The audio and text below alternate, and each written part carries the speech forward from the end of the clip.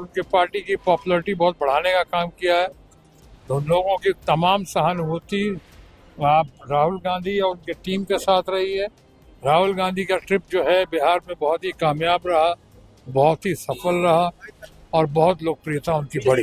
कल राहुल गांधी बिहार आए थे सर, दरभंगा में दलित पिछड़ों हॉस्टल में गए थे मिलने के लिए, पर बिहार सरकार के जरिए से रोक दिया गया था, उनको नहीं मिलने दिया गया था सर। केस कर दिया गया, FIR भी लॉन्च कर दिया गया। मुझे लगता है जो किया गया है उससे उन्होंने राहुल गांधी की और उनकी पार्टी की पॉपुलैरिटी बहुत बढ़ाने का काम किया है।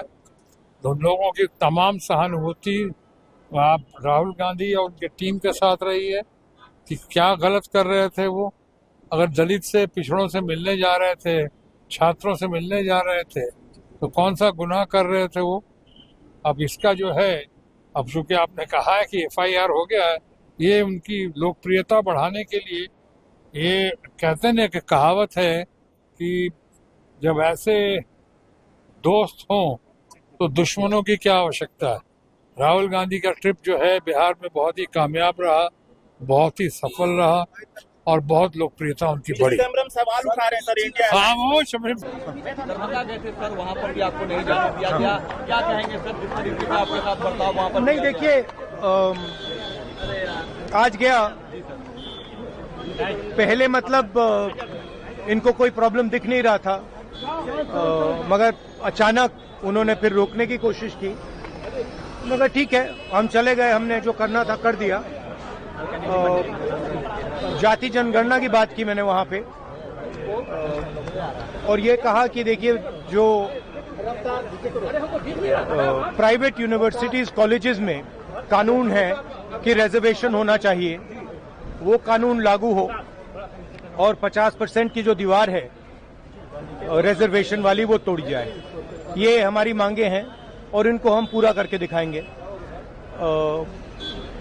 जो हॉस्टल था अंदर जाने नहीं दिया, फिर बाद में मुझे फोटोग्राफ्स दिखाई गई और पता लगा क्यों नहीं जाने दिया, मतलब हालत बहुत खराब थी, मगर जो मैंने कहना था वहाँ कह दिया। Thank you sir. वहाँ पे 144 इम्पोज कर दिया, आप पे केस कर दिया गया सर, क्या आप पे फाइल भी कर दिया? हाँ, मैंने उनसे कहा देखिए आप रोकना चाहते हैं रोक दीजिए, मेरा कोई प्रॉब्लम नहीं है। उन्होंने रोका नहीं, मैं चला गया, तो वो तो केस तो लगाए हैं, 30-32 केस है मेरे ऊपर। इलेक्शन है सर, जवाब मिलेगा।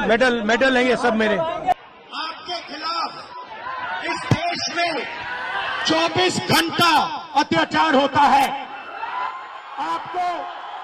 आपको दबाया जाता है, आपको शिक्षा के सिस्टम में रोका जाता है, आपके खिलाफ पेपर लीक किया जाता है और आपके करियर को रोकने के लिए, खत्म करने के लिए किया जाता है। हमने 3 मांगे की हैं। सबसे पहले जाति जनगणना, सही तरीके का जाति जनगणना जो हमने तेलंगाना में किया। दूसरी बात,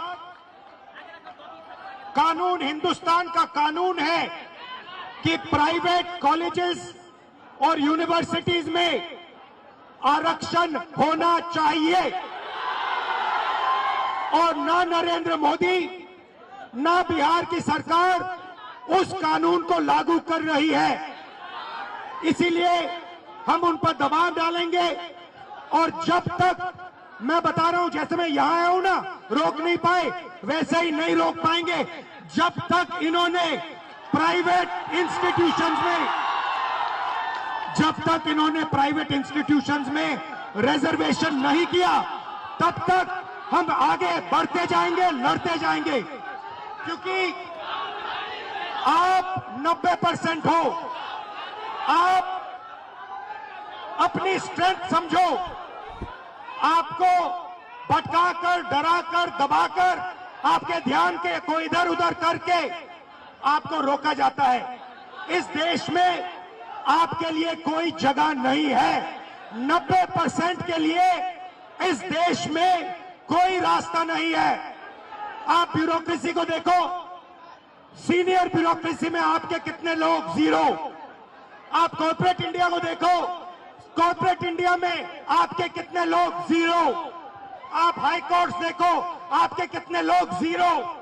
आप एजुकेशन सिस्टम के मालिकों को देखो, मेडिकल सिस्टम के मालिकों को देखो, आपके लोग कितने, 0। मगर मनरेगा की लिस्ट निकालो, आपके लोगों से भरी हुई है। मजदूरों की लिस्ट निकालो, आपके लोगों से भरी हुई है। सारे के सारे कॉन्ट्रैक्ट, सारा का सारा धन 5-10% के हाथ में जाता है और आपको उल्टी सीधी बात बताकर आपके ध्यान को इधर उधर कर दिया जाता है। आपको एक साथ खड़ा होना है और 3 मांगे हैं। पहली मांग जाति जनगणना, दूसरी मांग प्राइवेट इंस्टीट्यूशंस में, प्राइवेट स्कूल्स और कॉलेजेस में रिजर्वेशन, अति पिछड़ा का, ओबीसी का, दलित का, आदिवासी का। तीसरी बात एससी एसटी सब प्लान, जो आपका पैसा है, जो आपको नहीं दिया जाता है, आपको वो दिया जाना चाहिए।